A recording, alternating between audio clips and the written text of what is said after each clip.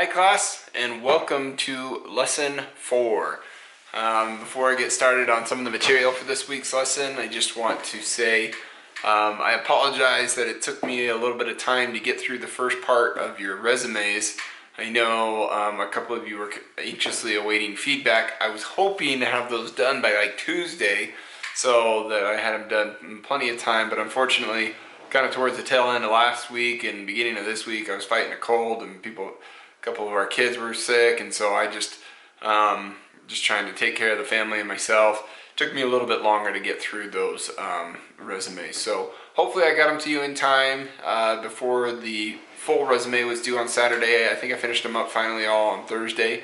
If for some reason that wasn't soon enough and you didn't see a comment that I made and you want to go back and resubmit it, that's totally fine.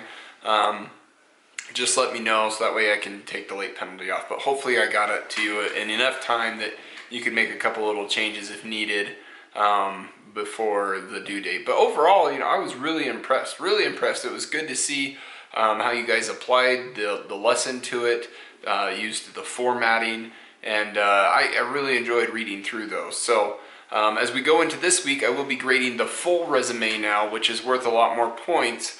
So do be patient with me. This one might actually take me the full week, just because I'm going to be looking at the full thing. I'm not going to apply the 6-second rule. I promise that I will look at your resumes for longer than 6 seconds each. So we have about 51 students in this class, so it takes a little bit of time to get through all of those. So look for comments again. I hope it was a great exercise. Hopefully you've really put some time into it and built yourself a good resume, something that you can actually go out and use now. That's probably my favorite thing in this whole thing. All too often, sometimes in school, we just do things because it's an assignment and we have to do it. I love this assignment for that reason, that you literally built a resume that you could go out and use right now. So I just love that. So yeah, I hope you guys enjoyed it too. All right, let's jump into this week's material. Let's start off with our application activity. This one is going to kind of focus around resume stuff as well, but it's going to be creating a LinkedIn profile. If you already have LinkedIn, great. This is probably going to just have some tips. Maybe go through and spiff it up a little bit, maybe make a couple of changes that align with what your resume is, etc. If you don't have LinkedIn, then this will be an opportunity to get LinkedIn. Just so you know, LinkedIn is free, so don't get caught paying for something. I know LinkedIn, a lot of times they have some premium service that they always try and push on you. It's like $10 a month. It's always like, try it for free for 30 days, and you'll get all this insight on the market and da da da da. Don't sign up for that. I mean, if you really want to, you're welcome to. But when you go to sign up, and if you're feeling like, oh wow, all of a sudden this class is now going to make me pay for a LinkedIn account, no, it is free. I have a LinkedIn account. You're welcome to search for me on LinkedIn, Stephen Dixon, and I just use the free one. So anyways, I do want to put in a plug though for LinkedIn. I know a lot, in this modern age, I think LinkedIn plays a huge factor on hiring. Now every company is a little different, because some companies I've interviewed with, they don't want to see my LinkedIn account, because I usually put on my resume like, hey, here, go here. I even one time tried to get innovative and made it like scannable with your smartphone, a QR code where you could scan it and it would pull up my LinkedIn account. But some businesses didn't seem to want to see my LinkedIn. They just wanted the paper resume. So I think it just depends on the business. Some might be a little more traditional, old school. Some might like seeing the LinkedIn. I do notice that when I apply for jobs, all of a sudden I do get like notifications from LinkedIn saying, hey, you've had so many people view your profile in the last day. So I do think more people than not are using it. So I think it's a really good tool. The thing I like about it, you can put a lot more information on there than you can on a one-page resume. A resume, you really don't want it to go over one page, and it's really hard to get everything on there. On LinkedIn, you can get a lot more information on there. You can upload information about projects you've worked on, even pictures and stuff like that. Skills, people can endorse you for your skills. So, it's almost like building references. If I say I'm good at lean manufacturing and they go to my LinkedIn account and see that I've got, 20 people that vouch for being a good continuous improvement manager or something like that, you know, it builds a little bit of credibility. Like, oh, okay, this guy knows what he's doing. He's got people that are willing to back him up. So to me, LinkedIn is an essential tool in this day and age. I think you really, you know, so kind of treat it like the resume, make it serious. You know, use a professional picture. You probably don't want to use your same Facebook or Instagram profile picture on your LinkedIn.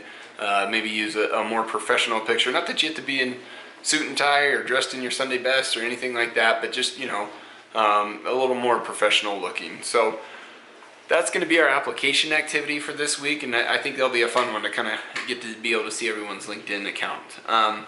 Now jumping over to math. Math this week, we're actually going to be starting new material. Woo!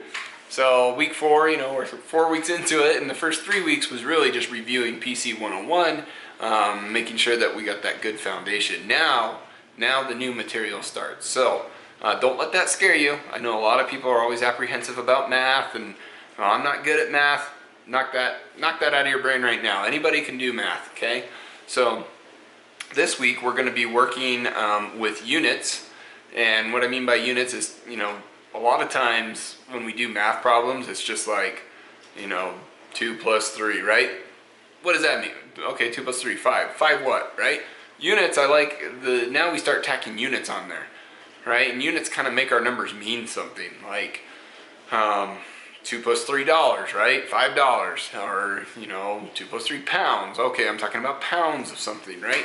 So that's a little more meaning to it. So, but with that, it also can be a little bit tricky, because if you've got, you know, something in pounds and something in dollars, you can't really just add them together. So we go into that a little bit this week, just talking about units, maybe getting into a little bit of unit conversions, right? If I'm giving something in ounces and I need to know how many pounds that is, how do I do that conversion?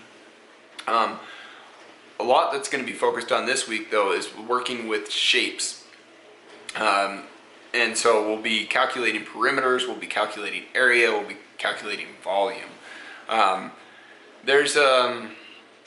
In the old class that I used to teach, Math 100G, they had a textbook, and it had kind of a cheat sheet of a lot of the formulas, right? So the formulas for calculating area of a square, rectangle, triangle, trapezoid, all that, circle, and then also for calculating volume and calculating perimeter. I'm going to link that below. It should be like a downloadable document, and it'll just be a PDF. That's just for your reference. It's kind of a quick cheat sheet. Feel free to print it off. That way you just have it right there. You can use it as you will.